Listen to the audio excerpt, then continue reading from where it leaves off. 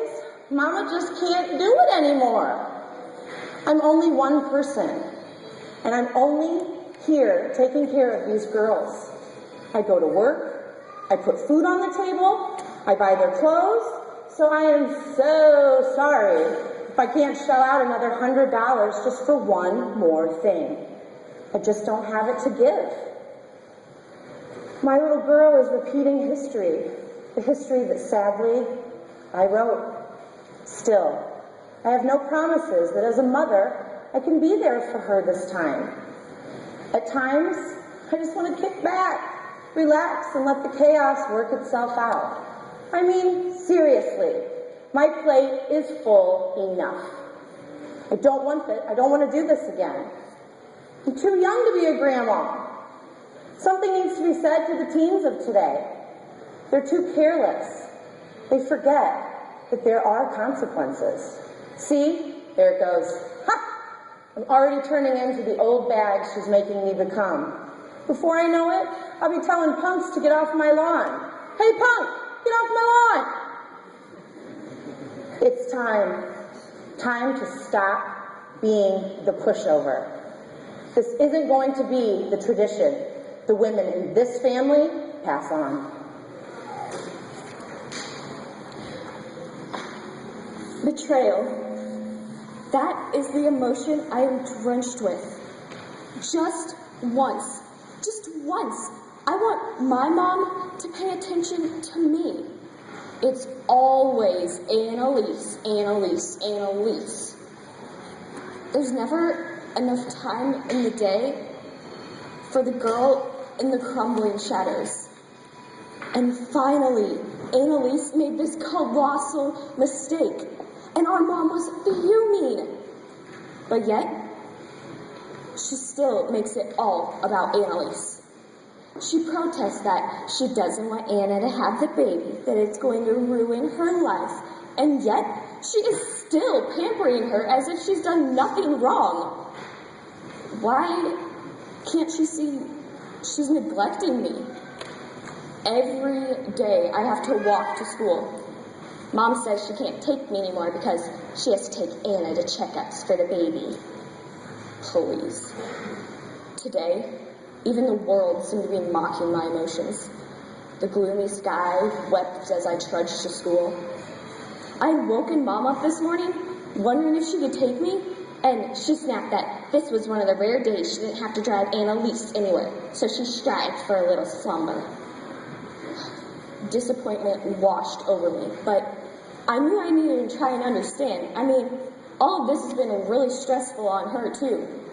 Well, all these neutral feelings dispersed like cockroaches in light as I caught a shocking glimpse of my mother pulling into the school parking lot and dropping Annalise off. My emotions began to mimic the rain. Dark, depressed, and even somewhat angry. I just don't understand. I don't understand why she treats me this way. Does she not love me? Does she wish I wasn't her daughter? I wish these thoughts wouldn't have found a tunnel into my mind, but they did, and they seem to have gotten stuck. I crave for an opportunity to tell my mother these things, but my words tumble and quiver like the scared child inside that I know I am. Of course, I've tried to say something, but Mom is always, "Oh, stop bringing your sister into this," or "You're just being a brat." She doesn't make it easy for me to disturb her with my feelings. And her responses don't make my thoughts any less doubtful. Why can't she just take time and listen to me? Why can't she even make time for me? Why must she just act like I'm just some kid she's stuck with? Why does she act like I'm useless? Like I'm a nobody? Like I'm just a waste of her precious time? Why can't she just treat me the way she treats Annalise? The never once treated me. I now know for sure that I'm the forgotten child.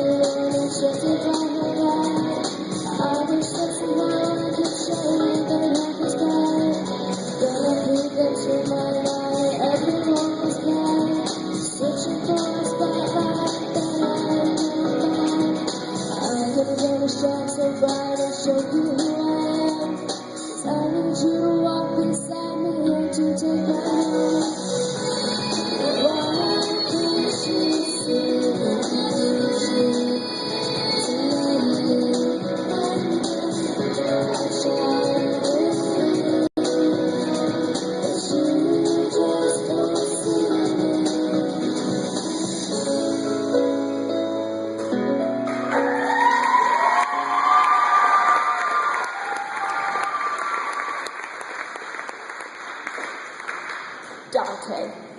That is now the one name my sister fears. It makes her knees weak, her eyes heavy, makes her want to throw up worse than the morning sickness she suffers through daily. In my opinion, the black, I guess you could call it, was that Dante was in the right. He is making Annalise regret what she had done. No, my sister hadn't committed some horrible crime, but she is pregnant, so I guess that's close enough. As if she did not already have all the attention from our mother and everyone else at school, now the attention poured to her like a storm before the hurricane. Well, we're trying to let her know. The hurricane is coming, hun. You see, we make these rumors about her almost every day, and that gets her even more negative publicity, and I love it. As she walks the halls of our once pleasant high school, people mutter her name ever so silently and pass on the rumor that we have just so carefully weaved. To be honest with you, it has been absolutely wonderful. Sure, for me, at first, it wasn't the most positive of attention, but hey, it was something and I'll take it. I'll never forget the first rumor we spread. Dante had to talk me into doing it because I've never really done anything like it before in my life. And when it finally happened, and I spread the hatred about my sister to everyone, there was so much adrenaline pulsing through me. I could actually feel the unsteady beat of my heart when I witnessed Annalise hearing what had been said. It amazed me because for the first time in my life, for the very first time in my life, I felt important. I felt confidence. And I felt power. I felt on top of the world because for once I had gotten what I wanted. No, not a ride to school for my mother or new designer jeans, so both would have been nice. No. Dante and I together managed to make Annalise feel miserable, unpopular, and lonely. And most of the time, spreading these rumors sure feels good.